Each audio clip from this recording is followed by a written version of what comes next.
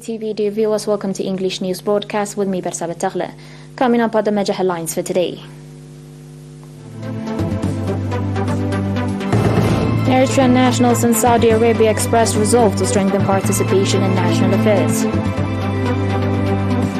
Photography training organized to staff members of the Ministry of Information. Earthquake in Turkey and Syria kills more than 1,700 and leaves thousands injured.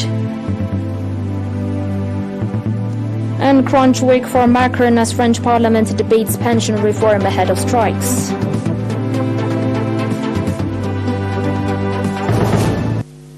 On your local reports, Eritrean nationals in Dammam and its environment, Saudi Arabia, expressed resolve to strengthen participation in the national affairs. The nationals expressed their commitment at a seminar Ms. Wayne Gerazgiher, chargé d'affaires at the Eritrean embassy, conducted on 3rd February. At the seminar, Ms. Wayne said that the Eritrean people have reached to a promising stage thanks to its strong and committed leadership and its gallant defense forces.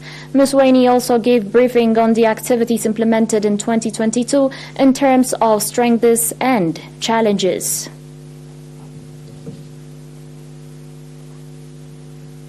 The Ministry of Information organized 2 weeks theoretical and practical training to 51 staff members, including 2 members of the Ministry of Agriculture, focusing on photography techniques and development of photo technology. The training included historical background and development of photography, lens application, combination of light and color, types of camera files, photo organization, digitalization, as well as camera technology. Speaking at the closing event of the training held today, 6 February, at the Hagar Meda Hall, Mr. Abdullahi Damer, Director of Human Resources Development, said that the training was in continuation the Ministry of Information has been exerting to develop the overall capacity of members. Commending for the training opportunity provided, representative of the trainees said that the training they received will have significant contribution in their daily activities. The training was provided by veteran photographers of the Ministry of Information and Mr. ERi-TV, still camera expert residing in the U.S.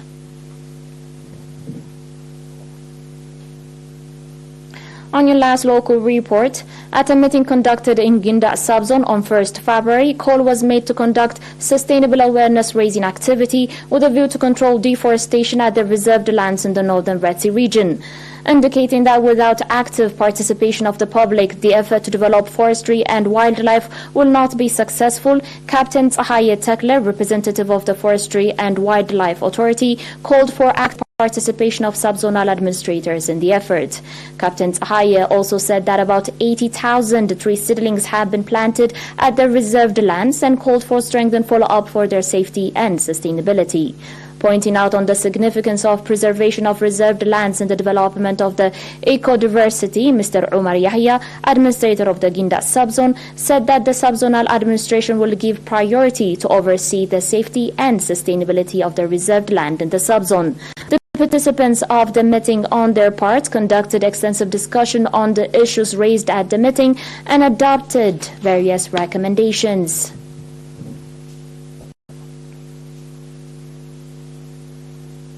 Dear viewers, and I'll be back with your international reports after the short break.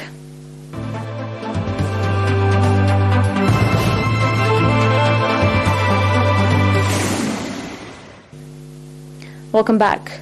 The U.S. Geological Survey reported that a 7.5 magnitude earthquake hit southeast Turkey on Monday afternoon, mere hours after a first major trembler killed more than 1,600 people on both sides of the Turkish and Syrian borders in the region. The first quake was followed by dozens of aftershocks felt for hundreds of miles around. The first earthquake, a magnitude of 7.8, hit southeast Turkey and northern Syria. In addition to the dead, thousands were injured and a frantic search was underway for survivors trapped under the rubble of collapsed buildings. The head of Turkey's Disaster and Emergency Management Agency said that the initial quake claimed at least 1,014 lives and destroyed more than 2,000 buildings. Syrian government officials and rescue agencies that work in rebel-held parts of the war-torn nation said more than 780 people were killed in the country. Many nations immediately offered assistance, including the United States, Germany, France, Greece, and Ukraine. On your final report, French President Emmanuel Macron's government faces a crunch week of defending its contested pension reform, with fireworks expected in Parliament and mass strikes and demonstrations planned on the streets. Walkouts and marches are planned for Tuesday and Saturday, while left-wing opponents of the minority administration have already filed thousands of amendments ahead of the parliamentary debates which began this afternoon.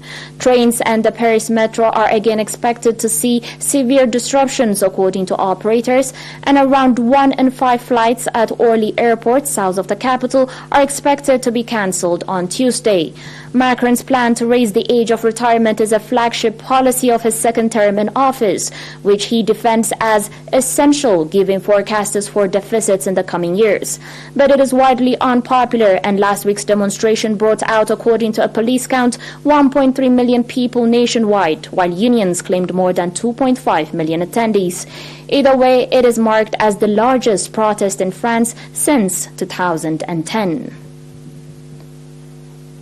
You're still watching ERi-TV, the viewers, and now recap of today's major headlines. Eritrean nationals in Saudi Arabia expressed resolve to strengthen participation in national affairs. Photography training organized to staff members of the Ministry of Information.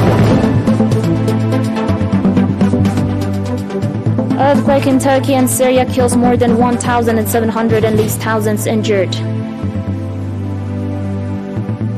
And crunch week for Macron as French Parliament debates pension reform ahead of strikes.